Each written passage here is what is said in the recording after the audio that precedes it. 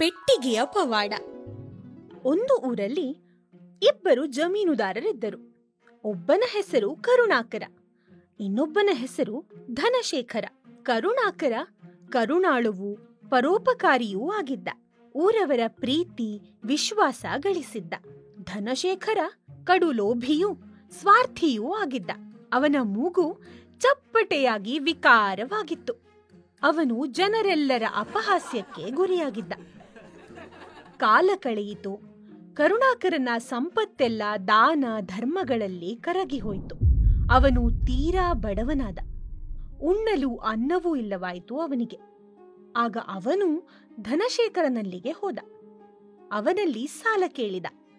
ನಿನ್ನ ಹಾಗೆ ಕೇಳಿದವರಿಗೆಲ್ಲ ದಾನ ಮಾಡಿದರೆ ನಾನು ಬಡವನಾದೇನು. ನಿನಗೆ ಹಣ ಕೊಡಲು ಸಾಧ್ಯವಿಲ್ಲ. ನನ್ನಲ್ಲಿ ಕೂಲಿಯಾಗಿ ಕೆಲಸ ಮಾಡು, ಸಂಬಳ ಕೊಡುತ್ತೇನೆ. ಧನಶೇಖರ ಹೇಳಿದ. ಕರುಣಾಕರನಿಗೆ ಬೇರೆ ದಾರಿ ಕಾಣಲಿಲ್ಲ. ಧನಶೇಖರನಲ್ಲಿ ಅವನು ಆಳಾಗಿ ಸೇರಿಕೊಂಡ. ಅವನು ಅವನ ಹೆಂಡತಿಯು ಅಲ್ಲಿ ದುಡಿಯತೊಡಗಿದರು. ಆದರೂ ಅವರ ಕಷ್ಟ ತಪ್ಪಲಿಲ್ಲ. ಕರುಣಾಕರನ ಹೆಂಡತಿಯ ಆರೋಗ್ಯ ಕೆಟ್ಟಿತು. ಅವಳು ಹಾಸಿಗೆ ಹಿಡಿದಳು.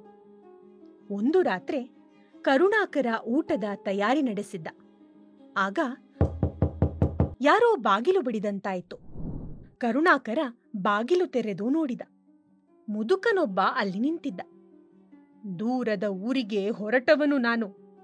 ಹಾದಿ ತಪ್ಪಿ ಇಲ್ಲಿಗೆ ಬಂದೆ. ಹಸಿವಿನಿಂದ ಬಳಲಿದ್ದೇನೆ. ಹೊಟ್ಟೆಗೆ ಒಂದು ಹಿಡಿ ಅನ್ನ, ಮಲಗಲು ಒಂದಿಷ್ಟು ಜಾಗ ಕೊಟ್ಟರೆ ಉಪಕಾರವಾಗುತ್ತದೆ. ಅವನು ಹೇಳಿದ. ನಮಗೆಂದು ತಯಾರಿಸಿದ ಗಂಜಿ ಇದೆ. ಹಂಚಿ ಉಣ್ಣಲು ಸಂತೋಷ ಪಡುತ್ತೇನೆ. ಒಳಗೆ ಬಾ ಅಜ್ಜ. ಕರುಣಾಕರ ಅತಿಥಿಯನ್ನು ವಿಶ್ವಾಸದಿಂದ ಬರಮಾಡಿಕೊಂಡ. ಇದ್ದ ಗಂಜಿಯನ್ನು ಅವರು ಹಂಚಿ ಉಂಡರು. ಬಳಿಕ ಮಲಗಿ ನಿದ್ರೆ ಹೋದರು. ಮರುದಿನ ಮುಂಜಾನೆ ಕರುಣಾಕರನಿಗೆ ಎಚ್ಚರವಾಯಿತು. ಆಗಲೇ ಅತಿಥಿ ಹೊರಟು ಹೋಗಿದ್ದ. ಅವನು ಮಲಗಿದ್ದ ಜಾಗದಲ್ಲಿ ಒಂದು ಪೆಟ್ಟಿಗೆ ಕಾಣಿಸಿತು. ಬಳಿಯಲ್ಲೇ ಒಂದು ಚೀಟಿಯೂ ಇತ್ತು. ಮಿತ್ರ, ನನ್ನಲ್ಲಿ ನೀನು ಕರುಣೆ ತೋರಿದೆ. ಇದ್ದ ಗಂಜಿಯನ್ನು ನನ್ನೊಡನೆ ಹಂಚಿ ತಿಂದೆ. ಅದಕ್ಕಾಗಿ ಈ ಮಾಂತ್ರಿಕ ಪೆಟ್ಟಿಗೆಯನ್ನು ನಿನಗೆ ಬಿಟ್ಟು ಹೋಗುತ್ತಿದ್ದೇನೆ. ಇದನ್ನು ಕೈಯಲ್ಲಿ ಹಿಡಿದುಕೋ. ಕಣ್ಣು ಮುಚ್ಚಿ ನಿನಗೆ ಬೇಕಾದ 3 ವರಗಳನ್ನು ಬೇಡಿಕೋ. ಅವು ಈಡೇರುವವೋ. ನಿನಗೆ ಒಳಿತಾಗಲಿ ಎಂದು ಅದರಲ್ಲಿ ಬರೆದಿತ್ತು. ಕರುಣಾಕರನಿಗೆ ಸಂತೋಷವಾಯಿತು.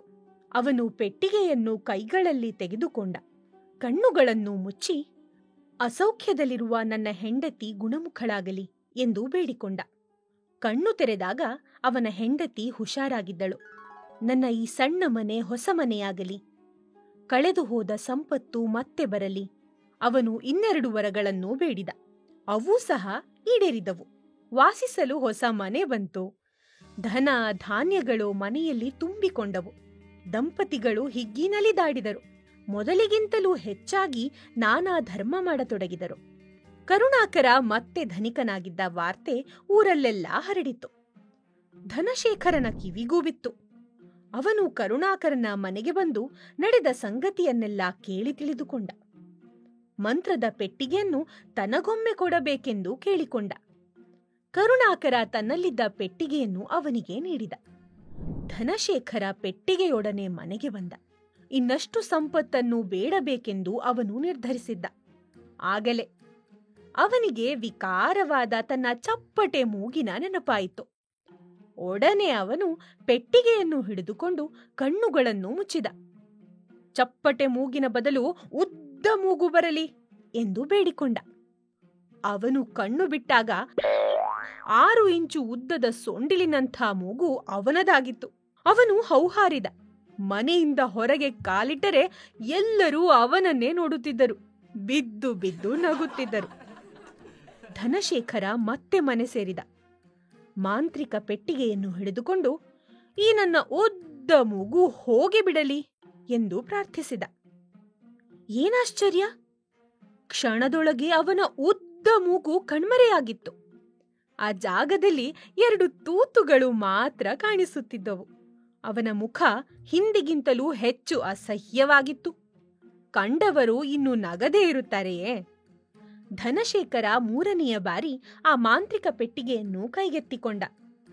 ಓ ಮಾಂತ್ರಿಕ ಪೆಟ್ಟಿಗೆಯೇ, ನನ್ನ ಹಳೆಯ ಮೂಗನ್ನೇ ದಯಪಾಲಿಸು ಎಂದು ಇನ್ನೊಮ್ಮೆ ಬೇಡಿಕೊಂಡ. ಕಣ್ಣು ತೆರೆದು ನೋಡಿದಾಗ ವಿಕಾರವಾದ ಅವನ ಚಪ್ಪಟೆ ಮೂಗು ಮತ್ತೆ ಅಲ್ಲಿ ಕಾಣಿಸಿಕೊಂಡಿತು. ಅಂತೂ ಅವನು 3 ವರಗಳನ್ನು ಸಹ ಬೇಡಿದ್ದ. ಅವನ ಬೇಡಿಕೆಗಳೆಲ್ಲ ಈಡೇರಿದ್ದವು. ಆದರೆ ಅವುಗಳಿಂದ ಹೆಚ್ಚಿನ ಉಪಯೋಗ ಮಾತ್ರ ಅವನಿಗಾಗಲಿಲ್ಲ. ಅವನು ತುಂಬಾ ನಿರಾಸೆಗೊಂಡಿದ್ದ. ಮರುದಿನ ಧನಶೇಖರ ಕರುಣಾಕರನನ್ನು ಕಂಡ. ಗೆಳೆಯನ ಪೆಟ್ಟಿಗೆಯನ್ನು ಅವನಿಗೆ ಹಿಂದಿರುಗಿಸಿ, ಮಿತ್ರ, ಬದುಕಿನಲ್ಲಿ ಸಂತೋಷ ಪಡೆಯಬೇಕಾದರೆ ಜನರ ಮೆಚ್ಚುಗೆ ಗಳಿಸಬೇಕು. ಅದಕ್ಕಾಗಿ ನಾನೇನು ಮಾಡಬೇಕು ಹೇಳು ಎಂದು ಅವನನ್ನು ಕೇಳಿದ. ಅದು ಬಹಳ ಸುಲಭದ ಕೆಲಸ. ಅದಕ್ಕಾಗಿ ನೀನು ಕರುಣಾಳು ಆಗಬೇಕು. ಸಂಕಟದಲ್ಲಿ ಸಿಲುಕಿದವರಿಗೆ ತಪ್ಪದೆ ಸಹಾಯ ಮಾಡಬೇಕು, ಕರುಣಾಕರ ವಿವರಿಸಿ ಹೇಳಿದ. ಧನಶೇಖರ ತನ್ನ ಮನೆಗೆ ಹಿಂದಿರುಗಿದ. ಅಂದಿನಿಂದ ಅವನ ವರ್ತನೆ ಬದಲಾಯಿತು. ಬಡವರಿಗೆ, ಕಷ್ಟದಲ್ಲಿ ನೊಂದವರಿಗೆ ಅವನು ನೆರವು ನೀಡಿದ. ಕರುಣಾಳುವೂ ಪರೋಪಕಾರಿಯೂ ಆಗಿ ಅವನು ಬಾಳತೊಡಗಿದ. ಇದರಿಂದ ಅವನ ಮನಸ್ಸಿಗೆ ನೆಮ್ಮದಿ ಸಿಕ್ಕಿತು. ಅವನ ಒಳ್ಳೆಯತನ ಜನರನ್ನು ಆಕರ್ಷಿಸಿತು. ಅವರು ಹೆಚ್ಚು ಹೆಚ್ಚಾಗಿ ಅವನ ಬಳಿ ಬರತೊಡಗಿದರು. ಅವನ ಕುರೂಪವನ್ನು ಮರೆತು ಬಿಟ್ಟು ಅವನನ್ನು ಪ್ರೀತಿ ಗೌರವಗಳಿಂದ ನೋಡತೊಡಗಿದರು. ಅಂತೂ ಆ ಮಾಂತ್ರಿಕ ಪೆಟ್ಟಿಗೆಯಿಂದಾಗಿ ಒಂದು ಪವಾಡ ನಡೆದು ಹೋಗಿತ್ತು. ಧನಶೇಖರ ಹೊಸ ಮನುಷ್ಯನಾಗಿದ್ದ.